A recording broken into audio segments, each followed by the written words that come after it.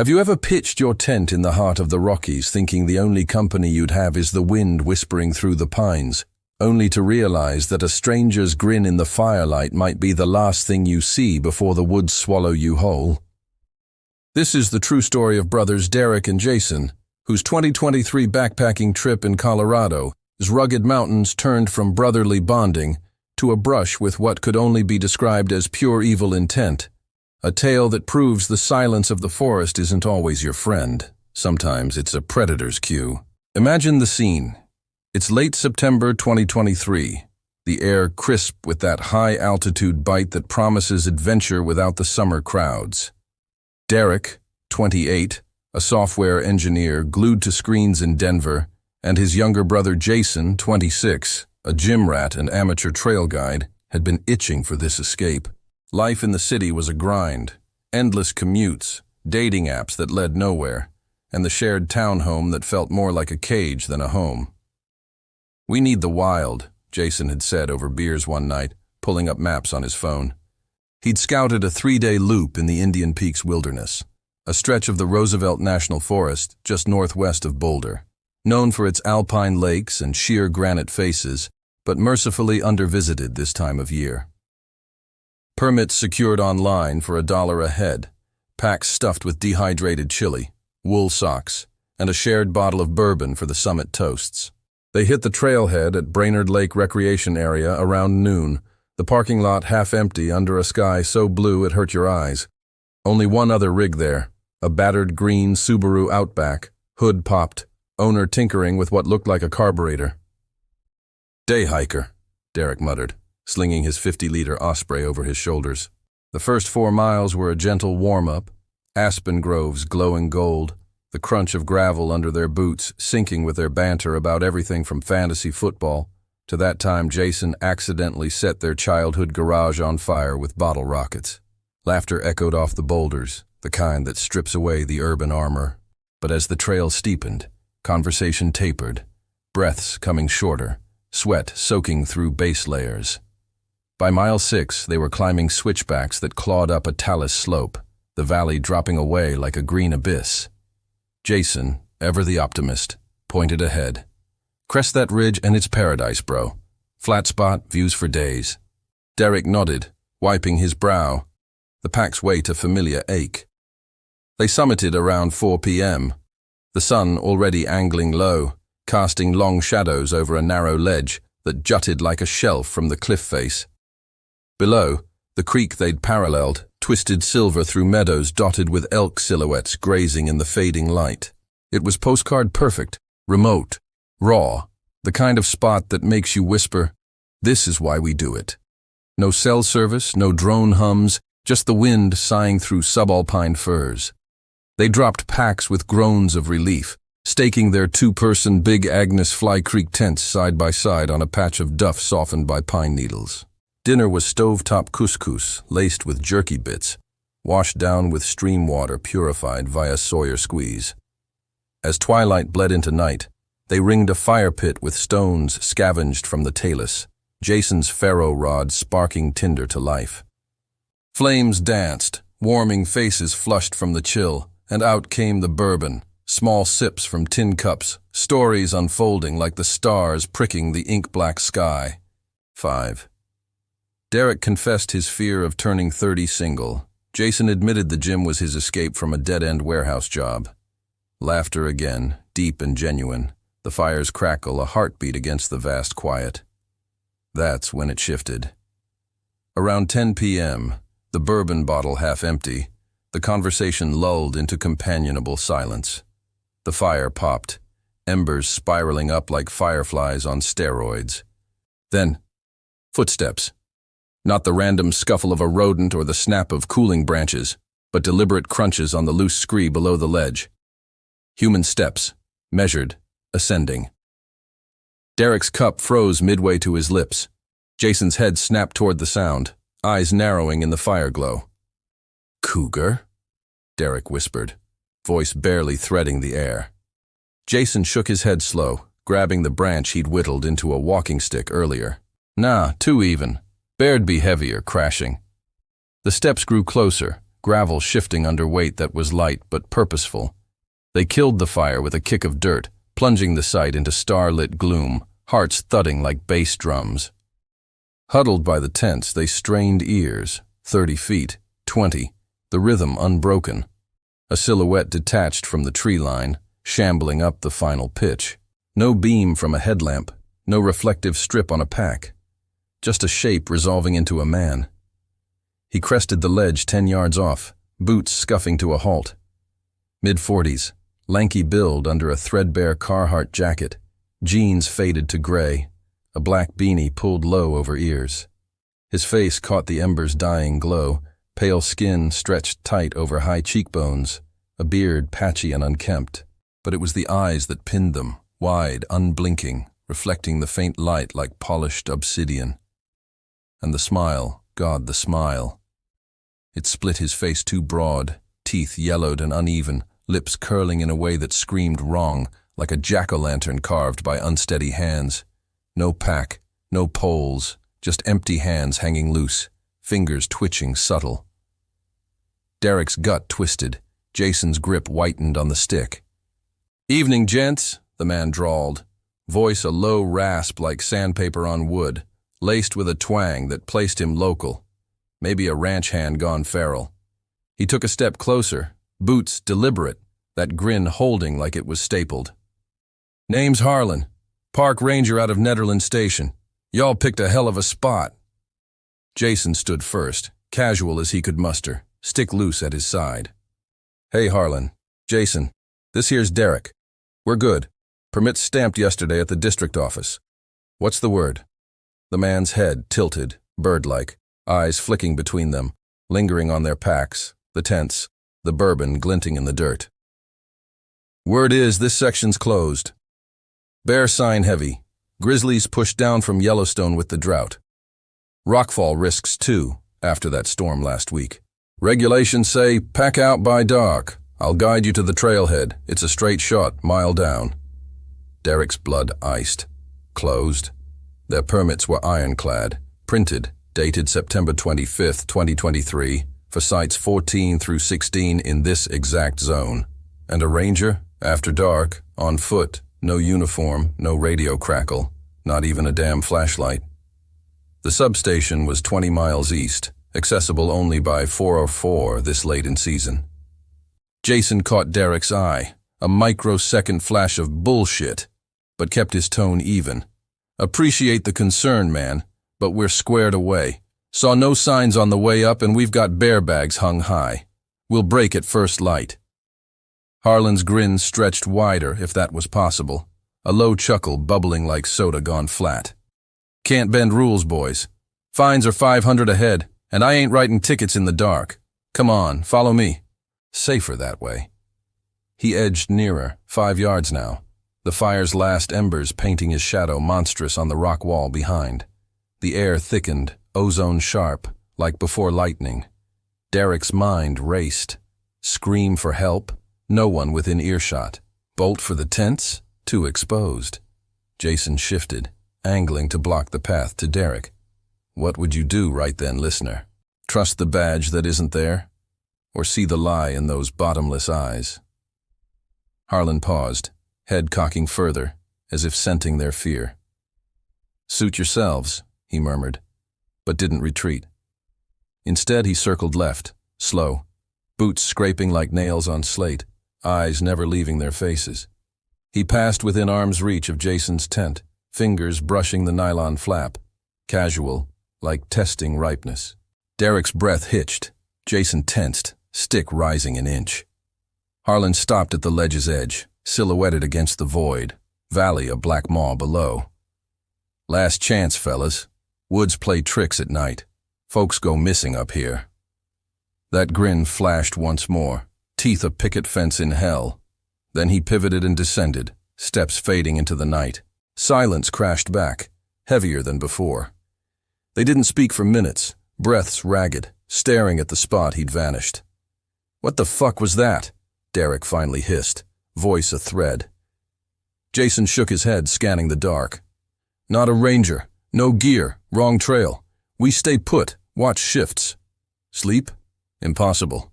They banked the fire cold, zipped into tents with knives drawn. Derek's Leatherman multi-tool, Jason's fixed-blade K-bar from his army days. Hours crawled, every wind gust morphed into footsteps, every branch creak a zipper. Around 2 a.m., a pebble skittered down the slope, close, deliberate. They froze, blades out, ears screaming. Nothing. Dawn grayed the horizon at 5:30, birdsong a mocking normalcy. They struck camp in frenzy, packs on backs by 6, descending fast as caution allowed. The trailhead's lot was empty now, that Subaru long gone. Back in Denver, over cold pizza, they reported it. Boulder County Sheriff's Office, Forest Service hotline. "Sounds off," the deputy said, logging details. Description, approximate location, timestamp. No missing rangers, no closures logged. Weeks later, a follow-up call. Similar reports from fall 2022. A hiker spooked off trail by a guide matching Harlan's build. Never caught. Theories swirled in their late-night texts. Poacher casing sites, escaped con, or worse, the kind of ghost story that starts with a smile and ends in a ravine. They still hike, but never that loop. And Derek, he double-checks permits, sleeps with the K-bar under his pillow. The woods forgave them once, but Harlan's grin lingers in every shadow, a reminder that out there, the quiet isn't empty, it's waiting. If this tale has you clutching your sleeping bag tighter, prove you're ready to face the dark by subscribing now. Join the brave souls who refuse to let fear silence the wild. How many of us will keep wandering, eyes wide open?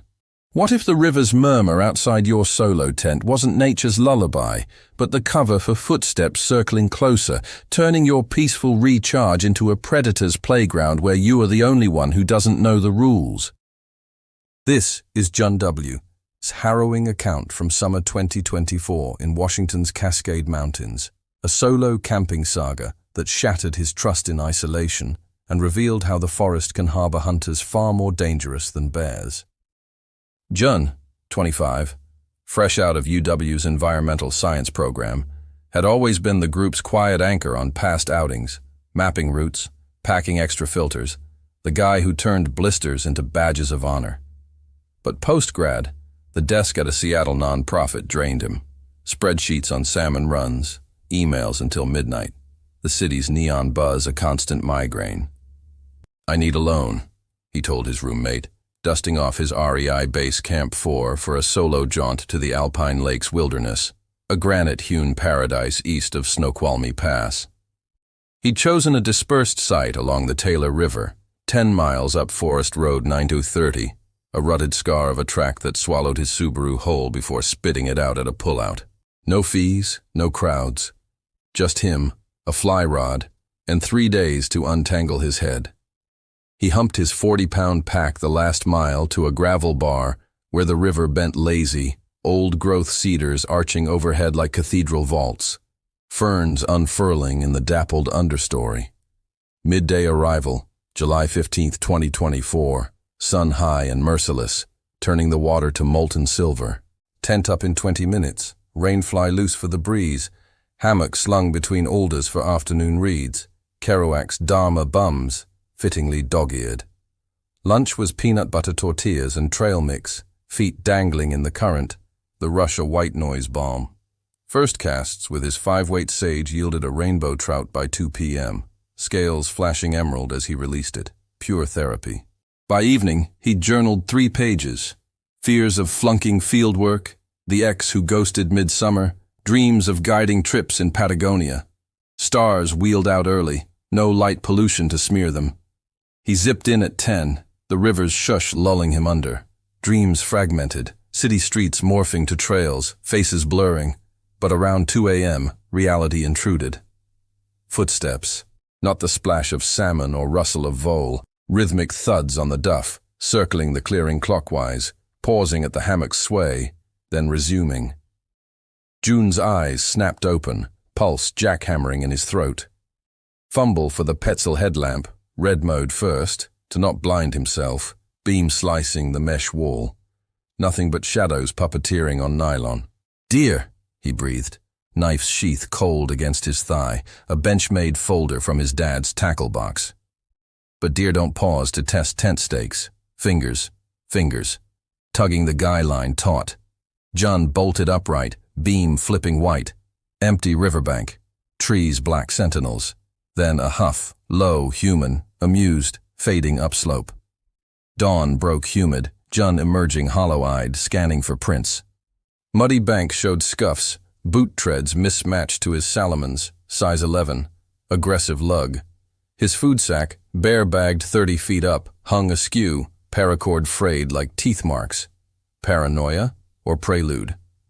He cut the trip short, rod untouched that day, driving home with windows down to drown the what-ifs. But denial's a stubborn beast. 2 weeks later, August 3rd, he returned. Same sight, steel nerves, extra carabiners on the bag. Peace held through day 1. Hike to Otter Falls, 3 cuts brown trout, sunset sketches in his moleskin. Dusk, fire crackling with alder snaps, s'mores melting gooey. Then, voices, male, gravelly, 3 or 4 tangled in low mirth, approaching from the upstream bend. Headlamp on, Jun froze. 4 shapes materializing from the gloaming, 30s to 50s, builds ropey from labor or neglect, packs sagging with unnatural bulk. No hiker vibes. These men carried duffels zipped tight, one hefting a mattock that glinted wrong, another coiling rope over shoulder like a noose. Leader. Buzzcut, tattooed neck, grin splitting a face pocked with old scars. "Evening, Solo Man," he called, voice oily as spilled fuel, eyes raking the setup. Tent, cooler, the bourbon bottle half buried in ash. "Prime spot. Mind if we join? Trail's a bitch." June's tongue glued, gut screamed, "Vacate." The river blocked retreat one way, thicket the other. "Reserved it online," he lied, hand drifting to the knife-clipped belt. "Park service patrol's heavy. Fines for squatters." Laughter barked, echoing off basalt walls, too loud, too synchronized. Buzzcut stepped into the fire circle, kicking a log that sent sparks skyward. "Glitches in the app, brother. We're just passing through. Share the warmth?" His boys fanned out, casual blockade, one prodding the tent flap with boot toe, murmuring, "Cozy? Alone out here? No calls home?" Jun's mind flashed Mark, the day hiker from last trip, light pack, probing questions. Same eyes, darting inventory. "Actually, meeting friends Dawn. You boys have a good night." He edged toward the Subaru's keys, dangling from a branch hook. Buzzcut's grin mirrored Harlan's from Derek's tail, wide, fixed, savoring. "No rush. Tell you what, we'll brew coffee, swap lies. Ever hear about the girl who fished here last July? Vanished mid-cast." The rope man chuckled, coiling tighter. Jun's skin crawled. The air hummed threat, fire's heat a mockery. Distant rumble. Truck? Hikers? Scattered them sudden, shadows melting upslope like smoke. Jun dove for keys, engine roaring gravel spray, windows down for escape velocity. Home in Seattle, Parks Rangers dismissed. Dispersal issues up there, transients from I-90 layoffs, no reports match. But a September 2024, Seattle Times, blip, hiker missing near Taylor, last pinged that bend. Description, mid-30s, solo, fly rod, Jun's rod, still in the Subaru. He quit the nonprofit, took a bartending gig, crowd safer than quiet. Solos now? Urban parks only, rod gathering dust. The Cascades call, but so does that huff in the dark, a whisper that solitude invites not peace, but prey. If this one's got your backtrail paranoia peaking, hit subscribe. Free, instant, your shield against the unseen. No excuses. How many lone wolves will howl back at the wild? Picture a family campground buzzing with s'mores and laughter, the kind where kids chase fireflies, and the biggest worry is burnt marshmallows, until a neighbor's machete gleams in the moonlight, turning Hershey's sweet haven into a siege of paranoia and peril for Mbyers 73's group in fall 2024. It was October 12, 2024. Peak foliage painting Pennsylvania's Hershey State Park in crimson and gold, the air thick with chocolate factory wafts from nearby Hershey Park. Embyers 73, 32, a Philly teacher wrangling middle school chaos, had rallied 4 couples and 6 kids under 12 for a weekend reset. RVs in a convoy, tents for the purists, a bonanza of board games and bug spray. Sights looped around a central bathhouse, fire rings glowing like constellations, the Swatara Creek murmuring lullabies. Their cluster, sites 22 through 25, a gravel crescent backed by oak woods shedding leaves like confetti. Neighbor at 21, a pop-up trailer hitched to a rust-eaten Ford Ranger, arrived midday with squealing brakes. Out tumbled a woman, mid-30s, wiry frame under a faded tie-dye tee, sun-bleached hair and a hasty ponytail, trailed by 3 kids. 4-year-old boy clutching a stuffed shark, 7-year-old girl with braids and a scowl, 12-year-old hovering protective. No dad in sight. She wrestled the awning solo, cursing under breath, kids scattering to poke sticks in puddles. Embyers 73's wife waved first, offering smiles and a cooler of sodas. The woman, Lena, she said, accent rolling thick Trinidadian lilt softened by Florida years, accepted with wary thanks. Over picnic table chat as dusk fell, stories spilled.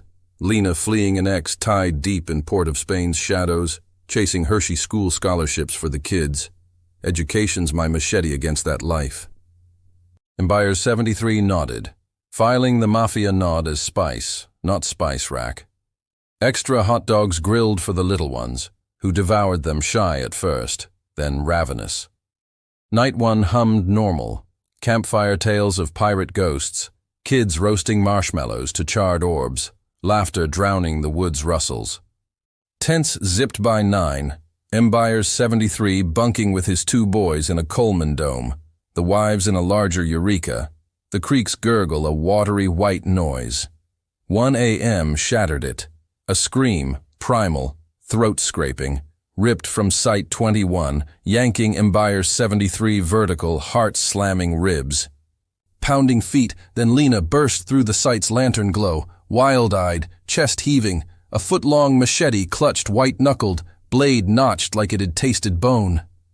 "They come! The mafia! They find me!" she gasped, voice fracturing, kids tumbling barefoot behind, shark boy wailing, braids girl frozen, the teen shielding them fierce.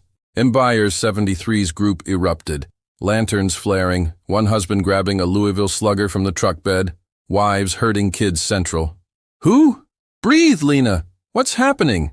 Embyers 73 stammered, palms up, mind reeling. "Joke? Breakdown?" Lena spun, machete arcing air, shadows leaping demonic on tent walls. "Him! Rico! Send them! For the children! I see lights in the bush!" Flashlights, 3 beams, bobbing methodical through the tree line 50 yards off, weaving oaks like hunters on scent. Hooded figures, too dark to tell, but purposeful, closing gradual. Panic ignited, Embyers 73's 10-year-old buried face in his shirt, whimpers muffled. The slugger husband flanked the fire, bat loose but ready. "Okay, sit, fire's safe. We'll watch your sight." They corralled Lena to the picnic table, kids piled close, her rocking subtle machete across knees, muttering paternosters in patois. "Track me from the app, school wait list, day kill we all." Embyers 73's pulse thrummed. He texted the group chat. 911, Rangers, but bars flickered 1, then 0. The beams neared, 30 yards, pausing as if conferring, then fanning. Encirclement, woods whispered wind or words. Vigil stretched eternal, shifts on logs, eyes burning, every leaf fall a bootstep. 2 a.m., a twig cracked sharp. 20 yards, bat raised, breaths held. False alarm, squirrel, tail flag in moonlight. Dawn crept reluctant, fog veiling the creek, beams long vanished. Lena slumped, machete surrendered to the camp host at 7, kids dozing on her lap. Rangers arrived, 8 sharp, ambulance wailing. Mental health hold, they murmured. No threats confirmed, just isolation amplifying old traumas. Police gentle, statements taken, No U.S. kin, ICE notified for repatriation. Kids placed temporary foster, Lena sedated gentle. Buyer 73 packed by 9, Chocolate Town's allure soured. Drive home silent, save radio static. Follow-up. November court filing. Lena released outpatient, kids safe with cousins in Miami. But those lights? Park cams caught nothing. Rangers chalked coyotes with glow sticks. Tourists trash. Buyer 73 disagrees. Replays the beams in nightmares. Machetes gleam a scar. Camping now? Resorts only, kids in cabins. Hershey's ghosts aren't candy. Sometimes they're the strangers next door, blades drawn against shadows that might be real. If this hits your family trip heebie-jeebies, click subscribe. It's free. No excuse to miss the warnings. Impacted? Join us. How many guardians will stand watch? Ever reserved a pristine backcountry site in Glacier Rod in hand for trout nirvana, only to have uninvited headlights crash your solitude like a battering ram, revealing that reserved means squat to the desperate and deranged who treat the wild like their personal hunting ground? Vanessa's 2025 Montana ordeal at Glacier National Park's B14 is a stark testament to how national treasures can turn treacherous when human wolves prowl the pines. Vanessa, 28, a Boise fly-fishing phenom who'd traded corporate drudgery for seasonal guiding, lived for these resets. 3 days untethered, line dancing water like a prayer. July 22, 2025, she snagged B14 on Recreation. Gov. Prime real estate on Logging Creek, a glacial thread in the park's northwest corner, accessible via 14-mile Commas Road, a washboard rattletrap that tested her Tacoma's shocks. Confirmation emailed March, paid $80, printout laminated dashboard. Trailhead at Polebridge Ranger Station, she shouldered her 35-pound Gregory pack, waders, Sims rod tube, bear spray holstered hip, hiking the last 2 miles solo, boots sucking mud from melt-off, Devil's Club snagging sleeves. Arrival 1 p.m., sight a dream. Pebble shore lapped by turquoise flow, lodgepole sentinels circling a flat duff clearing, no neighbors in the 5-site spur. Tent pitched, Nemo Hornet 2P, stakes deep in loamy soil, fire ring ringed with char from prior souls. First casts bagged a cutthroat by 3, buttery gold in the net, released with reverence. Dinner, stream-caught brookies foil-baked with lemon and dill from her garden back home, eaten cross-legged as loons yodeled dusk. Journal entry. Here, the world's weight dissolves, self included. Night 1 pure. Zipped in at 9, rivers hush a cradle, dreams of rising mayflies. Day 2 dawned misty, more water time, nymphing pockets for natives, a solo loop hike skirting the creek to Mokawanis Lake, returning 4 p.m. with a limit stringer, high on endorphins. Fire stoked for trout tacos, lantern hissing soft, the bourbon flask a warm companion under stars smeared like glitter glue. 11 p.m., coffee brewing for one last stargaze when headlights stabbed the dark, twin beams knifing through underbrush, engine growl reverberating off granite like a wounded beast. Her spur dead-ended. No through traffic this late. Vanessa's mug clattered, spilling grounds, reserved site, posted tag fluttering on the bear pole. The rig barreled in. 98, F-150, fenders rusted cancer red, no plates visible in the glare, tires belching gravel smoke. It braked hard, inches from her picnic table, high beams blinding. 2 men ejected, 40s, bearded thick, flannel shirts oil-stained, hauling a igloo cooler the size of a coffin, shovels clanging from bed hooks, axes wedged in wheel wells, a massive Eureka copper canyon tent unrolling like a shroud. They ignored her initial, unpacking, methodical, cooler-thudding earth, tools arrayed deliberate, no glance her way. Vanessa's throat dried, pulse a war drum. "Excuse me," she called, voice steady forged from river guide's steel stepping into headlamp beam. "This is B14, my reservation through Sunday. Posted and paid." Pause. The taller one, 6'3", gut-straining buttons, beard threaded gray, turned slow, face shadowed under a Carhartt cap, eyes squinting mean. Shorter mate cracked a PBR tall boy, foam hissing, wiping foam with a forearm tattooed serpent. Reservation? System's buggy as hell, Tall grunted. No sorry, gaze sliding over her gear. Rod case, waiter's slung line, the flask glinting. We'll bunk here. Room to spare. No. Printout thrust like talisman. Dates July 22nd, 25. Site number bold. Receipt stamped. Park rules. Fines $250 minimum. Eviction if needed. Move on. They locked eyes. Shorter ones laugh a wet bark.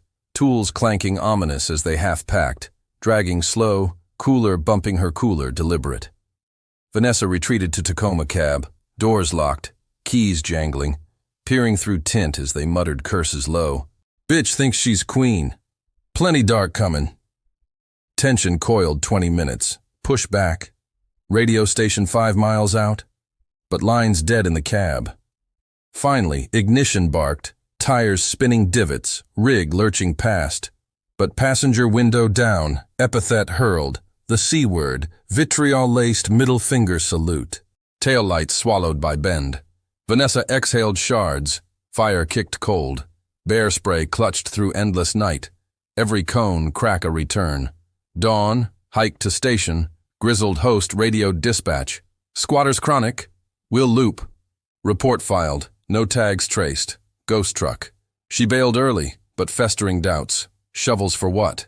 Gold panning or graves? Missoulian. October blip. Prospector missing logging creek. Tools found scattered. Matching? Vanessa fishes flats now, crowds her cloak. Glacier's glory dims. The wild whispers warnings to those who listen. If this reservation roulette rattles you, subscribe free. No excuse to ignore the signs. Shaken? Count us in. How many will claim their ground unyielding?